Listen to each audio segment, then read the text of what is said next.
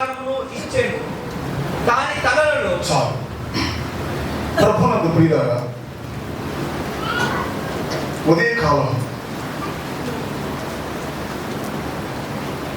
మనం చూస్తున్నటువంటి ఈ మృగములో అనగా వాక్యములో చదువుతున్నట్టుగా ఈ మృగం చిత్రీకరించబడింది. ఈ మృగములో 4 జంతువుల కలయిక లేదా 4 మృగముల కలయిక ఒకే మృగములో ఉన్నట్టుగా మనం ధ్యానించు కొన్ని విషయాలు ధ్యానించి మనం దేవుని సన్నిధిని విడిచిపెట్టాలి. ఇప్పుడు ఉదయకాలం ఎక్కడ వరకు ధ్యానించాము అంటే ఘోరము భయంకరము అనేటువంటి ఈ మృగానికి ఎన్ని కొమ్ములు, ఘట సర్పానికి ఎన్ని కొమ్ములు,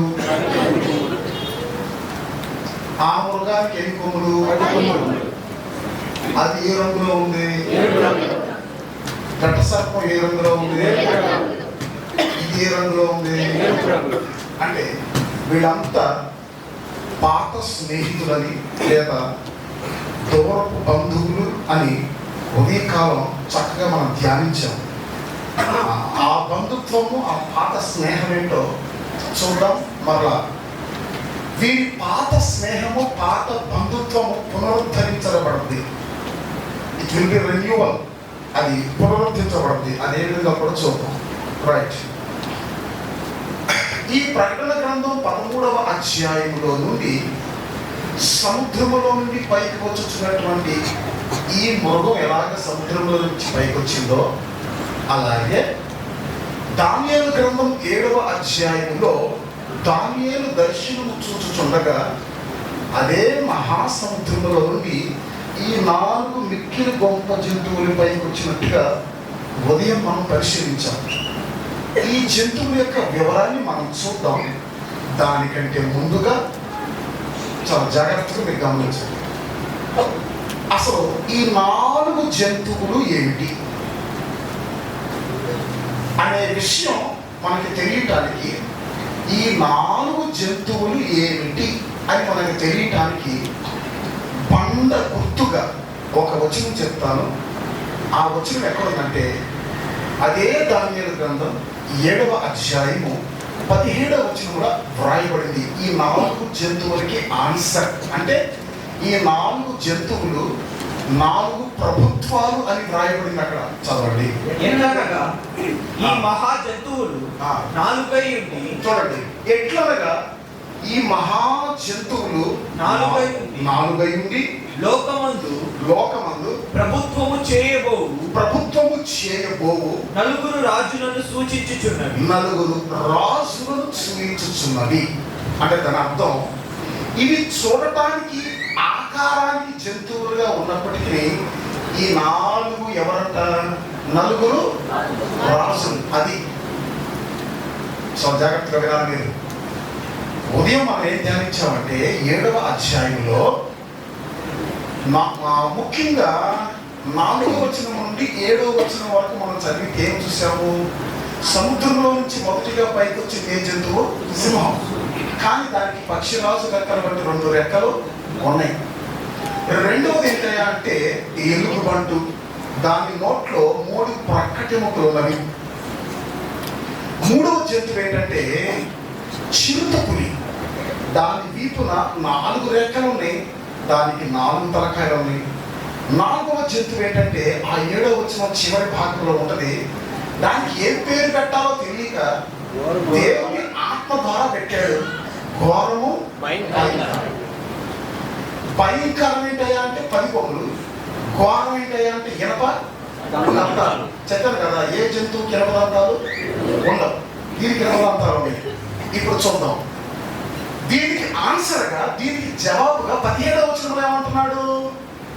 ఈ 4 జంతువులు ప్రభుత్వము చేయబోవు 4 రాజులు. అది సింపుల్గా అర్థం చేసుకోండి. అంటే ఈ 4 జంతువులు ప్రపంచమును ఏలుబడి చేయబోవు 4 రాజ్యాలు లేదా 4 సామ్రాజ్యాలు. అంటే దానియేలు ప్రవక్త ఈ 7వ అధ్యాయంలో ఈ దర్శనము చూసే నాటికి ఒక రాజే ఉన్నాడు. మిగతా 3 రాజులు రాలా, మిగతా 3 ప్రభుత్వాలు రాలా. గుర్తుపెట్టుకోండి, దానియేలు ప్రవక్త 7వ అధ్యాయంలో ఈ దర్శనం చూసేటప్పటికీ ఒక రాజే ఉన్నాడు, ఒక ప్రభుత్వమే ఉంది. మిగతా 3 రాజులు రాలా, 3 ప్రభుత్వాలు రాలా. ఇట్లా మీరు మనసులో పెట్టుకోండి. నెక్స్ట్, సింహము అనగా ఇక్కడ నేను రాశాను బబులోను సామ్రాజ్యం. ఈ సింహము బబులోను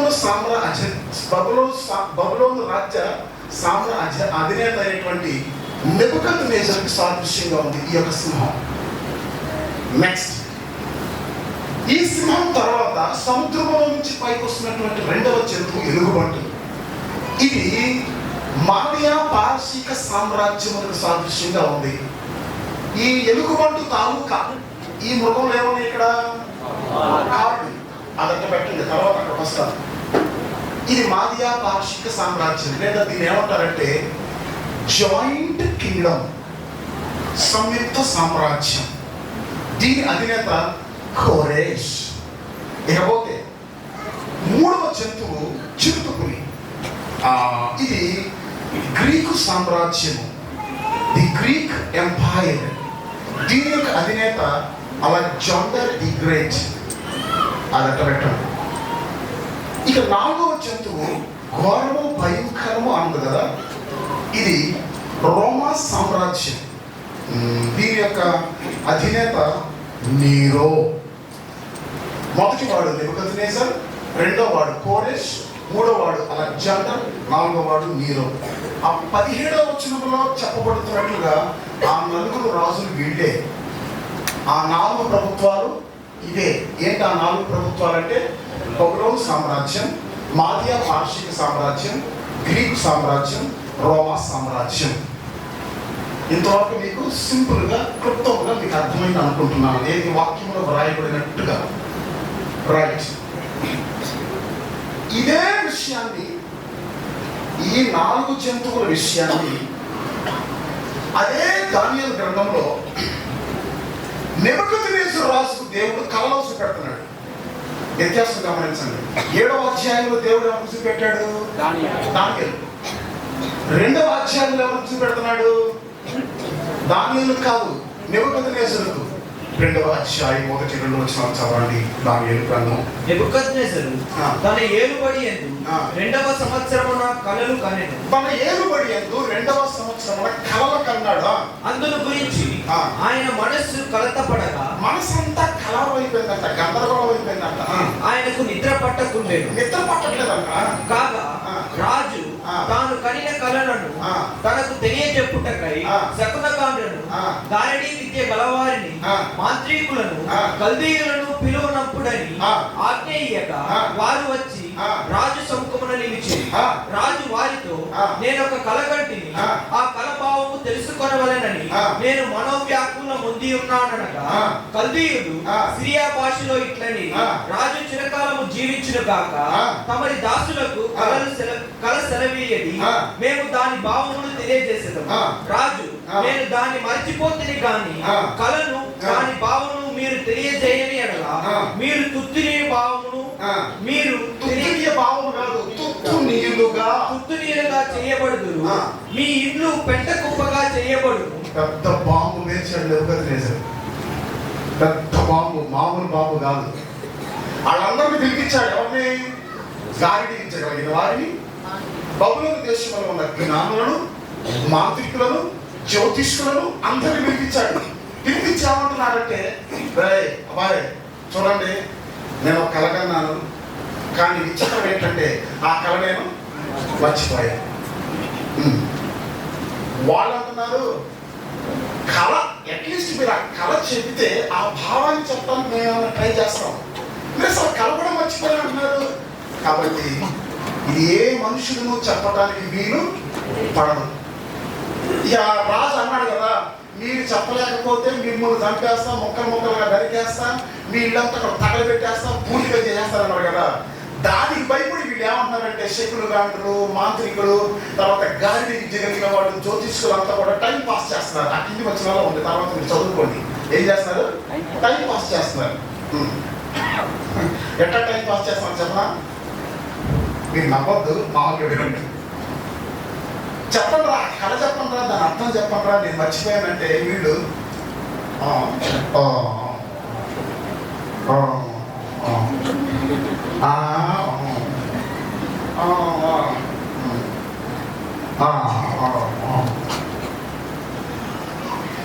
చిన్నపిల్లలు నోట్లో ఏలేసుకుని చీకుతారే, అక్కడ వీళ్ళు నోట్లో ఏలేసుకుని టైం పాస్ చేస్తున్నారు. రాజును పొగుడుతూ నోట్లో ఏం పట్టుకుని చీకుతూ టైం పాస్ చేస్తున్నారు.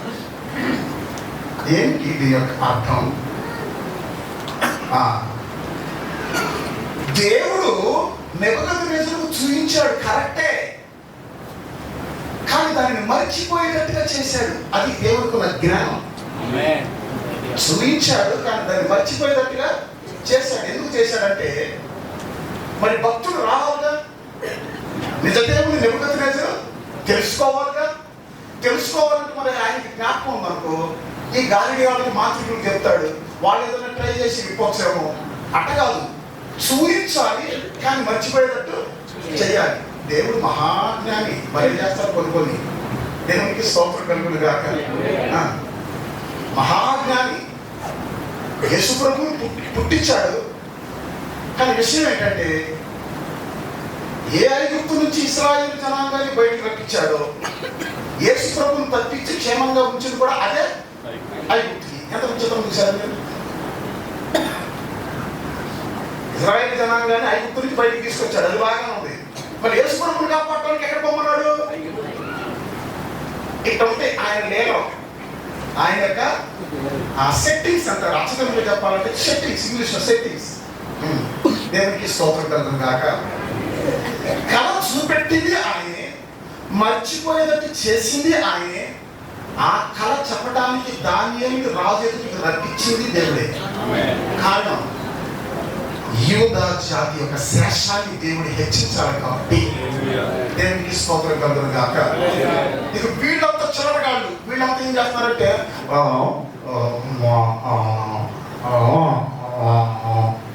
ఎందుకంటే అన్నారు చెప్పనా, వాళ్ళకి గాలి విద్యలు వచ్చు, జ్యోతిష్కాలు చెప్పవచ్చు, వాళ్ళు మాంత్రికులు. వ్యాపారులన్నీ దూసేసి హోం క్లీం క్లీం తూం మహమాయ అనగానే వ్యాపారులన్నీ కింద పడగానే ఏమవుతాయి? తేళ్ళు అయిపోతాయి. మళ్ళీ ఆ తేళ్ళన్నీ పట్టుకోగానే ఏమైంది? రూపాయలు అయిపోతాయి. మళ్ళీ ఆ రూపాయలన్నీ పట్టుకోగానే ఈగలు అయిపోతాయి. ఆ ఈగలన్నీ పట్టుకోగానే మళ్ళీ పాములు అయిపోతాయి.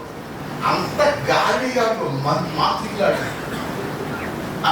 నిజంగా అవన్నీ శాశ్వతంగా ఉండేలాకైతే మరి యాప్ చెట్టుకున్న ఆకులు డబ్బులు చేసుకుని బతకొచ్చుగా.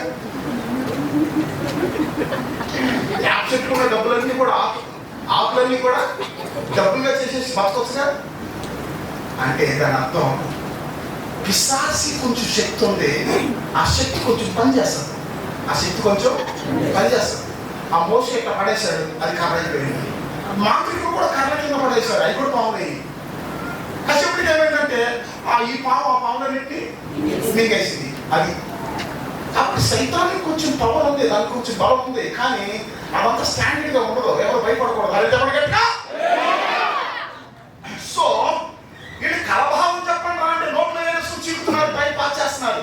కారణం ఏంటంటే నెబుకద్నెజరుకి బలం ఉంది, గుర్రాలు ఉన్నాయి, రథాలు ఉన్నాయి, సైనికులు ఉన్నారు, విస్తారమైన బంగారం ఉంది, సంపద ఉంది. నెబుకద్నెజరు రాజుకి అన్నీ ఉన్నాయి, కానీ ఆత్మ లేదు. ఏం లేదు? ఆత్మ లేదు. మరి ఆత్మ లేదు కయ్యేట అర్థమవుతుంది. దేవుడికి స్తోత్రం కలుగును గాక. దానియేలుకి ఏమి లేవు, కానీ ఏముంది? అని చెప్పండి గట్టిగా. కాబట్టి నెబుకద్నెజరు రాజుకి అన్ని ఉన్నా సరే, గాలిడిగాళ్ళు, మంత్రజ్ఞులు, జ్యోతిష్కులు, ఆ గాలిని విద్య చేసే వాళ్ళు అందరూ వచ్చారు. కానీ వాళ్ళ వల్ల కాక, వాళ్ళకి దేవుని ఆత్మ లేక నోట్లో ఏవేసుకుని చీకుతూ టైం పాస్ చేస్తారు. Time pass. అన్నీ ఉన్నా సరే యేసు లేని జీవితం సున్నా. యేసును నమ్మితే సొమ్ము, నమ్మకపోతే దుమ్ము. అర్థమైంది ఈ విషయం? యేసును నమ్మితే సొమ్మే సొమ్ము, నమ్మకపోతే దుమ్మే దుమ్ము. సొమ్ము కావాలా దుమ్ము కావాలా? దేవునికి స్తోత్రం కలుగును గాక. ఒక ఆయన నన్ను అడిగాడు, మీరు ఎందుకిట్ట తయారయ్యారు, మీరు ఎందుకిట్ట తయారయ్యారు? నేను సొమ్ము కోసం. సొమ్ము కోసం. అబ్బా అంత మీకు సొమ్ము వచ్చేస్తా అన్నాడు. అవును, నాకులాగా పెళ్లి చేసుకోకుండా ఉండు, నాకులాగా తలబట్టి వేసుకో, నాకులాగా ప్రయాణం చేయి, నేను ప్లాట్ఫామ్ మీద పడుకుంటా, నాకులాగా ప్లాట్ఫామ్ మీద పడుకో, నేను ఏమి లేకపోతే గంజి తాగుతాను, నాకులాగా గంజి తాగంటే నీలాగా ఉంటా మా వాళ్ళు కాదు, కానప్పుడు వెళ్ళిపో. దేవునికి మహిమ కలుగును గాక. అంటే కంత్రి సమాధానం చెప్పాలి, వాళ్ళకి నిజాలు చెప్తే అర్థం కావాలి వాళ్ళకి.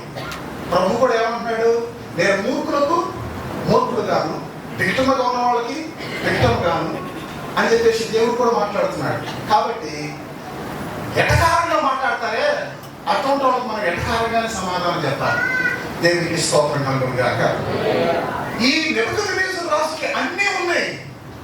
ఏం లేదు చెప్పండి? ఆత్మ లేదు, దేవుని ఆత్మ లేదు. దేవుని ఆత్మ లేదు, ఇవన్నీ అర్థమవుతాయి.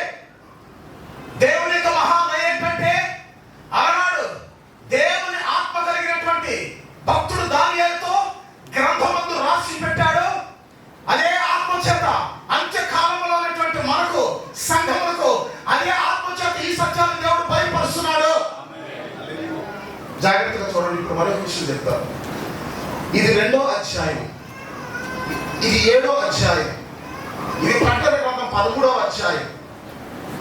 అది చూసింది యోహాను, ఇది చూసింది దానియేలు, ఇది చూసింది నెబుకద్నెజరు.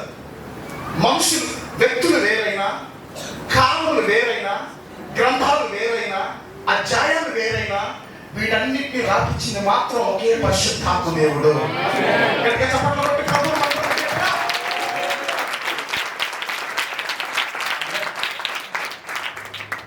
కాలములు వేరైనా, గ్రంథములు వేరైనా, అధ్యాయాలు వేరైనా, వీటన్నిటిని రాపించింది ఒకే పరిశుద్ధాత్మ దేవుడు.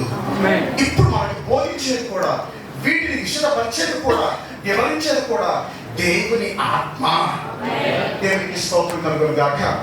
ఎందుకు దేవుని ఆత్మ గుచ్చి వీటిని మనకు వివరిస్తున్నాడు అంటే, అంత్యకాలంలో జరగనయ్యున్నటువంటి సంభవాలను, అంత్యకాలంలో జరగబో వాటిని దేవుడు తమకి చూపెట్టెను అని దానియేలు ఏ విధముగా నెబుకద్నెజరుతో చెప్తున్నాడో, అంత్యకాలంలో ఉన్నటువంటి మనకు వీటిని ఆత్మచేత బోధించు ప్రభురానికి సిద్ధపడటానికి ఆత్మ వీటిని మనకు తెలియచేస్తున్నాడు. దేవునికి స్తోత్రం కలుగును గాక. ఇంతవరకు మీకు అర్థమైంది అనుకుంటున్నాను. ఇప్పుడు ఈ యొక్క ప్రతిమ సంగతికి మనం వస్తే, అంటే 2వ అధ్యాయంలో ఈ ప్రతిమ సంగతికి వస్తే, గత కాలంలో మీరు వినే విషయాలే ఎక్కువగా నేను మాట్లాడను. జస్ట్ 2 నిమిషాలు మాట్లాడి మిగతా విషయాలు చెప్తాను నేను. ఇక్కడ దానియేలు గ్రంథం 2వ అధ్యాయము 38వ వచనంలో, 39వ వచనంలో దానియేలు నెబుకద్నెజరుతో ఏమంటున్నాడంటే, రాజా, తామే ఆ బంగారపు శిరస్సు అని బబులోను రాజు నెబుకద్నెజరు గురించి మాట్లాడుతున్నాడు. ఆ మాట మాత్రం చదవండి ఒకసారి. తాము చనిపోయిన తరువాత తమరి రాజ్యము కంటే తక్కువైన రాజ్యం ఒకటి లేచును, అటు తరువాత లోకమంతా ఏలునట్టి 3వ రాజ్యం ఒకటి లేచును. కొంచెం పై వచ్చింది. బంగారపు శిరస్సు అదేనా వచ్చి మరి 38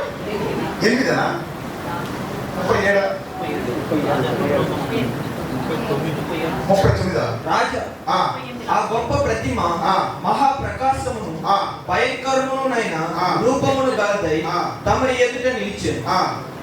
ఆ ప్రతిమ యొక్క శిరస్సు మేలిమి బంగారమయమైనది.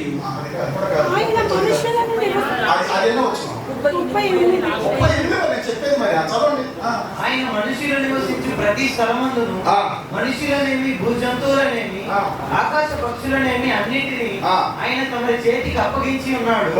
వారందరి మీద తమరికి ప్రభుత్వమును అనుగ్రహించి ఉన్నాడు. గుర్తుపెట్టుకోండి ఈ మాట. ఆమె ఆ బంగారపు శిరస్సు. చాలండి. తామే ఆ బంగారపు శిరస్సు అంటే దాని అర్థం, ఈ శిరస్సు ఎవరన్నట్టు?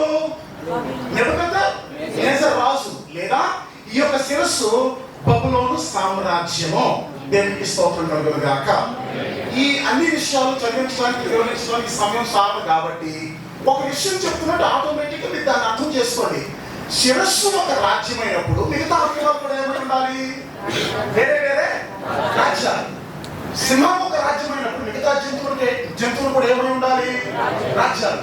ఏమాత్రం వ్యత్యాసం లేదు. దానికి ఆన్సర్ బండగుర్తుగా చెప్పాను. 7:17 ఏమంటున్నాడు? మిక్కిలి 4 జంతువులు ప్రభుత్వం చేయబోవు 4 రాజ్యాలకు 4 ప్రభుత్వాలకి గుర్తు. ఏంట ప్రభుత్వాలంటే చరిత్ర మనకి చెప్తుంది. ప్రపంచమును ఏకఛత్రాధిపత్యం కింద ఏలుబడి చేసినటువంటి 4 సామ్రాజ్యాలు ఉన్నాయి. 4 సామ్రాజ్యాలు ప్రపంచం అంతటి కైవసం చేసుకుని ఏలుబడి చేసినాయి. అందులో మొదటిది బబులోను సామ్రాజ్యం. దాని స్థాపకుడు నెబుకద్నెజర్ రాజు. ఈ నెబుకద్నెజర్ రాజు ఎవరి వంశీకుడు అంటే నిమ్రోదు వంశీకుడు.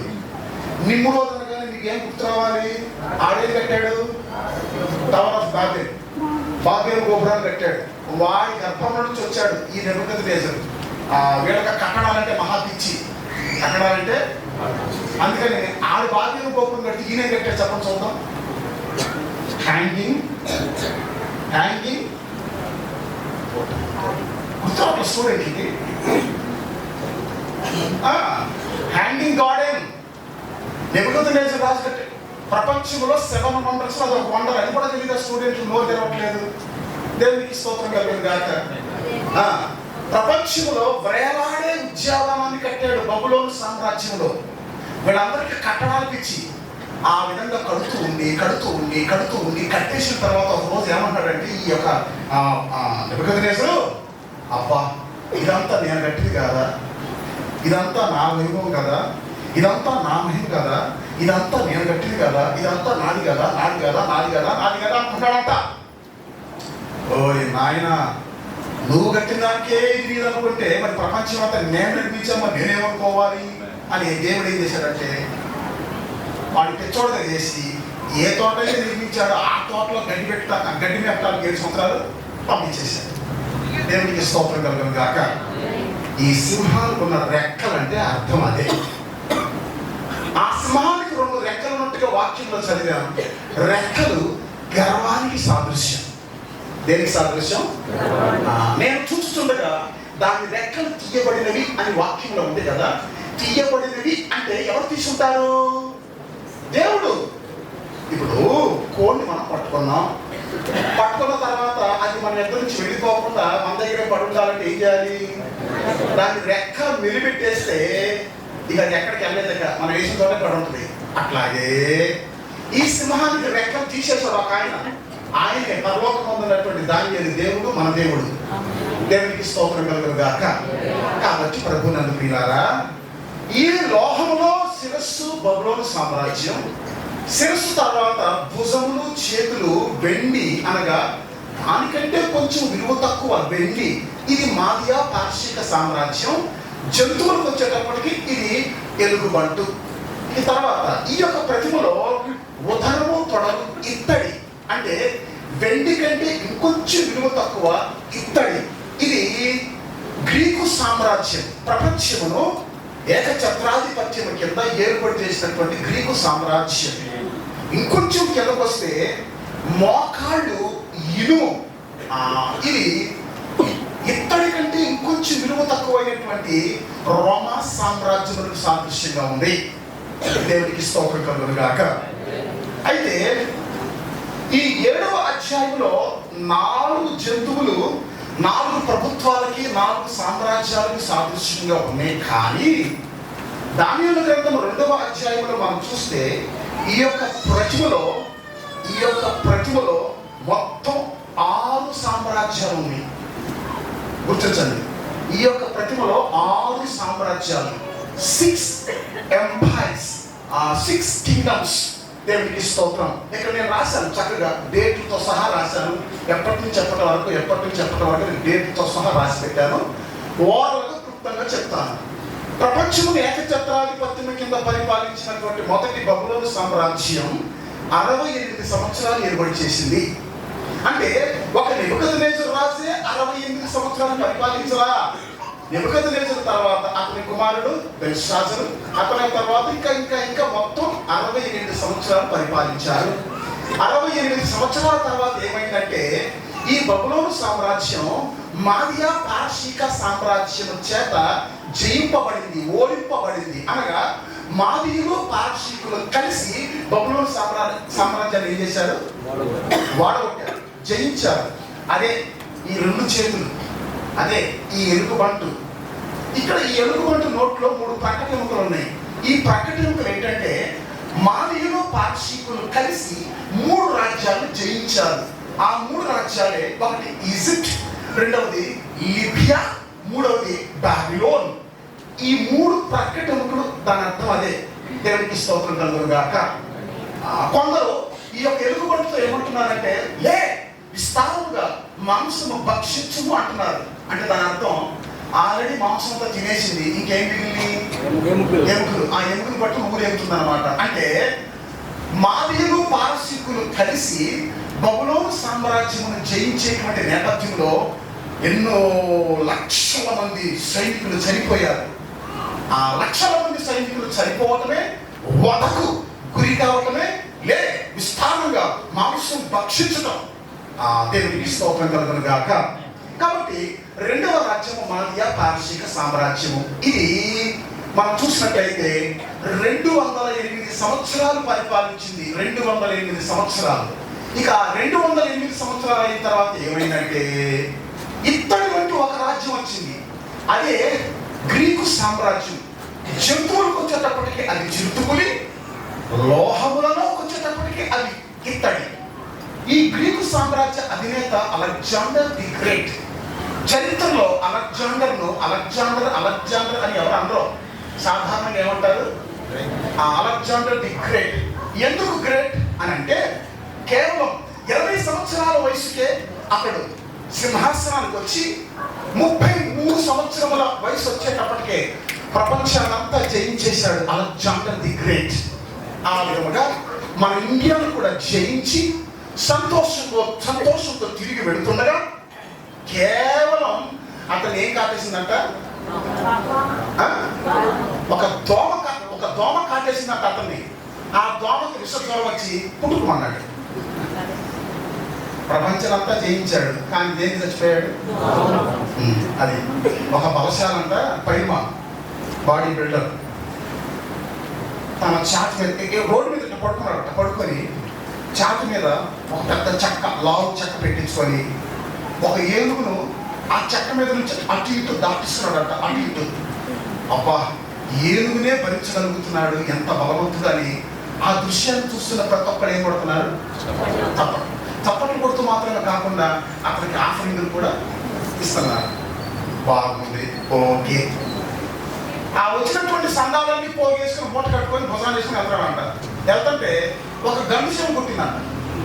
ఏం పుట్టింది? గండుసీమ. ఆ గండుసీమ పుట్టినప్పుడు ఆ గండుసీమలో ఉన్న విషయం అతనికి ఎక్కి అతను చచ్చిపోయాడు. ఏది ఎక్కించుకున్నవాడు దేని భరించలేకపోయాడు? గండుసీమని. ఎట్లుంటుంది మనిషి యొక్క బతుకు? దేవునికి స్తోత్రం కలుగును గాక. కాబట్టి మహోన్నతుని చాటును నివసించువాడే సర్వశక్తి మేడను విశ్రమించువాడు. అలాంటప్పుడు గట్టిగా ఇది ఇట్లుండగా ఇది 3వ సామ్రాజ్యం. ఇది గ్రీక్ సామ్రాజ్యం. 300 సంవత్సరాలు పరిపాలించారు, 300 years. నెక్స్ట్ గ్రీక్ సామ్రాజ్యం తర్వాత మోకాలు చూస్తున్నాం. ఇది ఇనుము అని బైబిల్లో ఆ యొక్క అధ్యాయంలో మనం చదువుతున్నాం. 2వ అధ్యాయంలో ఇనుము దేనికి సాదృశ్యం అంటే ఏ లోహాన్నైనా ఏం చేయగలది? దంచి సాటి కొట్టగలదు, లేకుండా దంచగలదు, గడపట్టగలదు. ఇనుముకున్నటువంటి బలం అటువంటిది. అటువంటి బలమైన ప్రభుత్వం రోమా సామ్రాజ్యం. మిగిలినటువంటి 3 ప్రభుత్వాలు ఇప్పుడు కనబడట్లేదు, కానీ ఇప్పటికీ కనబడుతుంది ఏ రాజ్యం? రోమా సామ్రాజ్యం. మనందరికీ తెలుసు, మన ప్రీతమ రక్షకుడైనటువంటి యేసు ప్రభువుని ఘోరంగా సిలువ వేసి చంపినటువంటి ప్రభుత్వం ఏంటంటే రోమా ప్రభుత్వం. అదే ఇనపదంతాలంటే. దేవునికి స్తోత్రం కలుగును గాక. అప్పటి నుంచి ఇప్పటికీ రోమా ప్రభుత్వం ఉంది. దేవునికి స్తోత్రం కలుగును గాక.